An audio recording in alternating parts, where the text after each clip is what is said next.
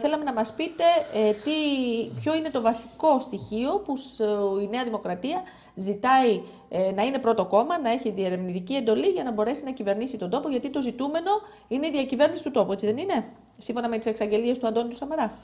Πριν πάμε σε αυτό, θα μου επιτρέψετε να συμπληρώσω κάτι στο προηγούμενο, στην προηγούμενη ενότητα. Παρακαλώ. Σίγουρα το έργο κάθε ανθρώπου θα πρέπει να αποτελεί το βασικό κριτήριο για την επιλογή του να κάνει για κάποια θέση ή όχι. Ιδιαίτερα στη διοίκηση στα κοινά. Βέβαια. Και εγώ θέλω να τονίσω το εξής. Ότι η εργατικότητα που έδειξα, η εμπειρία που έχω αποκτήσει, η αποδοτικότητά μου, γιατί έφερα εις πέρας πράγματα στο Δήμο Ναυπλίου, αυτό θέλω να κάνω και για όλη την Αργολίδα. Άρα διευρύνετε το στόχο σας. Εσείς προσωπικά γνωρίζετε ότι ξέρω όλα τα θέματα. Έχω τριφτεί μαζί τους για πάρα πολλά χρόνια. Έχω σε αυτή τη δεκαετία, θα έλεγα, πάντα μίλαγα με τους συναδέλφους τους δημάρχους των Δήμων της Αργολίδας. Ξέρω τα προβλήματα και έχω αποδείξει ότι είμαι αποτελεσματικός. Θέλω λοιπόν αυτή τη φορά, ό,τι έκανα για το Δήμο Ναυπλίων, να το κάνω για ολόκληρη την Αργολίδα. Έχω ακόμα τις δυνάμεις, δεν είμαι μεγάλος στην ηλικία, έχω τη διάθεση. Μόνος μου πήρα την απόφαση να κλείσω τη σελίδα στην τοπική αυτοδιοίκηση, γιατί πίστευα ότι έχω δυνάμεις να βοηθήσω ακόμα την Αργολίδα από άλλη θέση. Και γι' αυτό λοιπόν ήταν και αυτό ένα κριτήριο στο να πάρω αυτή την απόφαση. Στο ότι έχω διάθεση και μπορώ να βοηθήσω ολόκληρη την Αργολίδα, έτσι ώστε να πάμε ένα βήμα μπροστά. Μάλιστα. Άρα λοιπόν να πούμε ότι δεν θα είστε πλέον ο Δήμαρχος Ναυπλιαίων. Θέλετε να εκπροσωπήσετε, είπατε, όλο τον νομό. Οπότε διευρύνετε τους στόχους σας μέσα από το κόμμα της Νέας Δημοκρατίας να βοηθήσετε τον τόπο.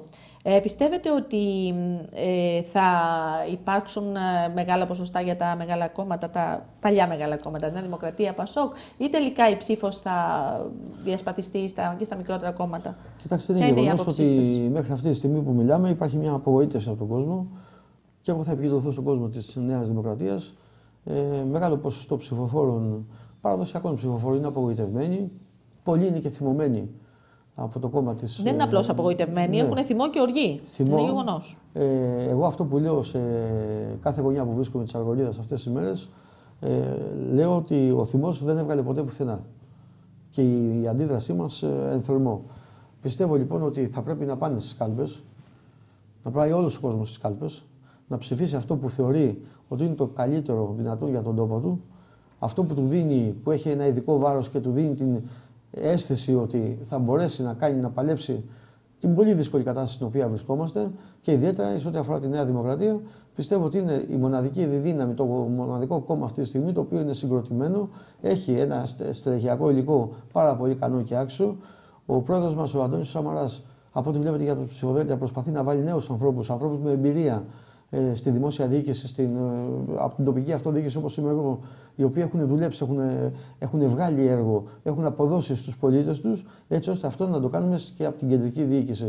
Πιστεύω λοιπόν ότι η Νέα Δημοκρατία είναι το μοναδικό μέχρι αυτή τη στιγμή που μιλάμε φερέγγιο κόμμα, και αυτό που σου δίνει ένα αίσθημα σιγουριάς έναντι των άλλων, ότι θα μπορέσει να διαχειριστεί καλύτερα τα πράγματα την επόμενη μέρα των εκλογών.